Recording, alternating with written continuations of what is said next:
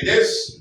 he made very threatening statements regarding the police being in position to cause arrest of NPP officials who are wanted by the police. At the meeting with the police, the NPP asked the police administration whether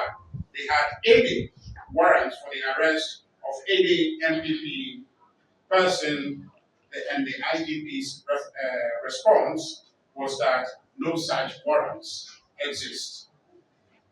Nevertheless, the new Patriotic Party has very reliable information and intelligence that the NDC intends to hide behind the guise of national security to terrorize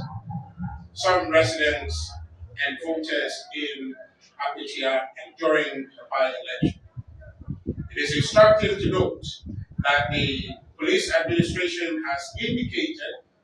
their deployment of 5,000 service men for the Akwatia by-election, despite the IGP's unequivocal assurance that the Ghana Police Service does not need any military support to maintain law and order. The famous Richard Japa, my namesake, who has been appointed as the Director of Operation and the National Security, has been seen preambulating the Akwatia constituency with soldiers and reportedly threatening some indigents and residents to leave town before the by-election in their own interest. Upon the assurance of the IGP, we want to make it abundantly clear that any soldier involved in the Akwatia by-election will be considered and dealt with as a fact, or in a manner as a fact,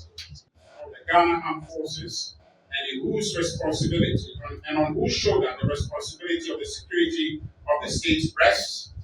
to call Richard Japa to order and ensure that no soldier